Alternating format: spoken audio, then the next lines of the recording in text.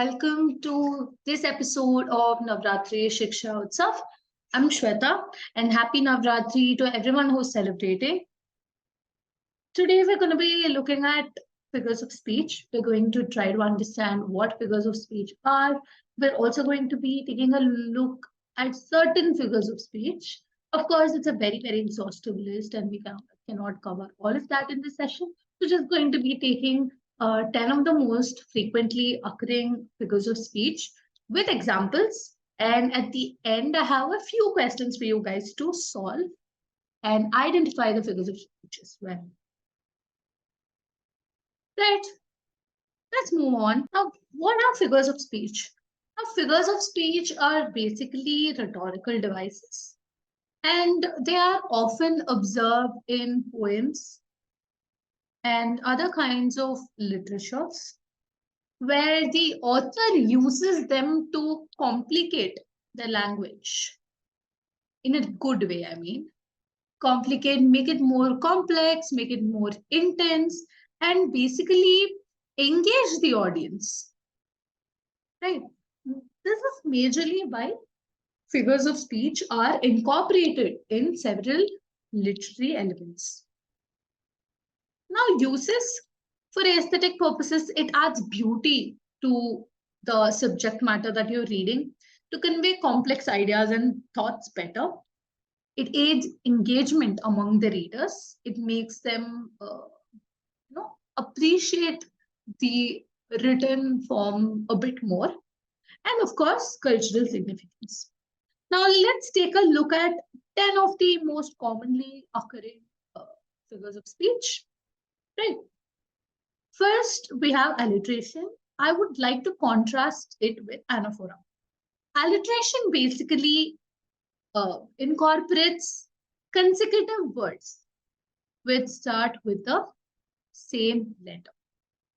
Right. Anaphora, on the other hand, talks about phrases which start with the same word. See, I came, I saw, I conquered. Here, when you look at the example, French fry, F and F. And here, for Bruce Banner, again, it's B and B. Consecutive words that are starting with the same letter is called alliteration. Anaphora, again, is where phrases start with the same word. That is the difference between alliteration and anaphora. Now, let us contrast hyperbole and understatement. Hyperbole is where you take a situation and you over-exaggerate it to a ridiculous extent. Right? Understatement is basically the opposite. You take a situation and you underwhelm the intensity. You bring down the intensity of the situation to a great extent.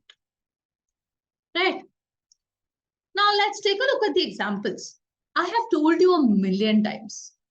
Basically, million times here implies that the person has told the other person several times. Right? But it is getting exaggerated here to a great extent. When you look at the example for understatement, Einstein was only slightly smarter than I am.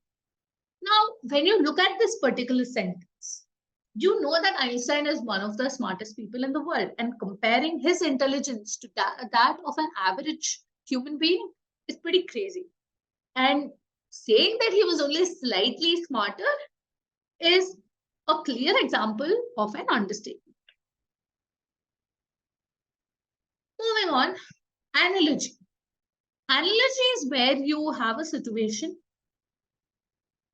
you compare it with another situation, and that has corresponding parts in it. Right? Now, when you're saying all the world's a stage, you're comparing the entire scenery of the planet Earth to that of a stage, and all the men and women, means the people who are living, to be the artists. right? The survival on planet Earth is being compared to that of a drama or a play. That is what this sentence basically means, and this is a clear example of an analogy. Moving on to metaphor. Metaphor is basically a comparison of something physical to something abstract. Now, heart here basically refers to the intentions, the emotions, the thoughts of a person. Gold basically refers to something that is valuable or precious, right? So something abstract, intentions or emotions are compared to that of gold and its qualities. That is exactly what a metaphor is. When we look at simile, simile is basically a superlative degree of comparison. And it's often denoted by the presence of words as or like, as fierce as a tiger, as busy as a bee. These are examples of simile. This is something that we would have encountered a lot in our school poetries. Right? Moving on. Onomatopoeia are basically words that have originated from sounds. Right? Bang, boom. Then you have hiss here. Right? All these are onomatopoeia. The snake hissed at the mouse. This is the sound that the snake makes, and that in itself is a word here. And for that reason, the figure of speech that is involved here is onomatopoeia. Now, moving on, we have Synecdoche. Synecdoche, people often complicate it for no reason, but the simple explanation for that would be you are referring to a part of something to talk about the entire entity. Now, when I say all hands on deck, I'm talking about all the people who are there, all the helpers who are there to come and help me on the deck, right? Now, when I say hands, hands is a part of the human body. But I'm not referring to the hands here. Rather, I'm referring to these individuals and how I need their help. Another example of this one would be nice wheels. When someone says nice wheels, they are talking about the car. And wheels are a part of the car. However, when you're referring to nice wheels, automatically it is understood that the car is being spoken about here. Right.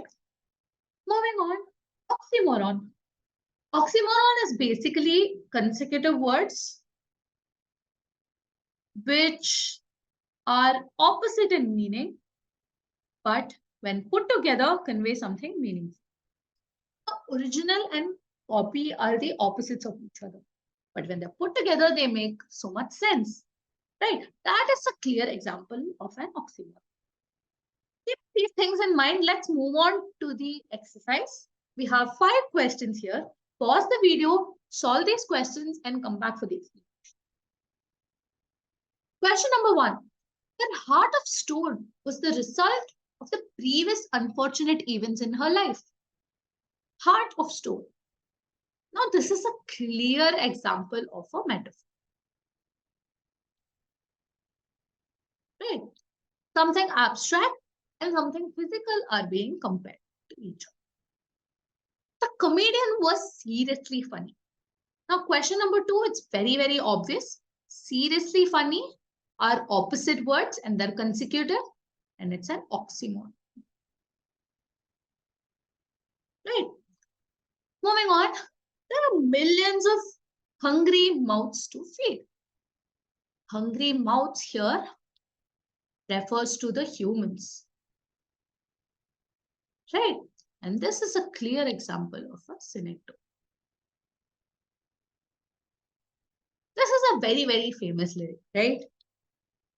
And this also happens to be a clear example of anaphora, since two phrases start with the same word. There was an ear-splitting shriek. Now, it is not very easy to split your ears or your eardrums, and it is clearly being over-exaggerated here. And for that reason, this is a hyperbole. All right. Now, that's it for today's session, everyone. Thank you so much for attending. And happy Navratri once again to everyone who is watching.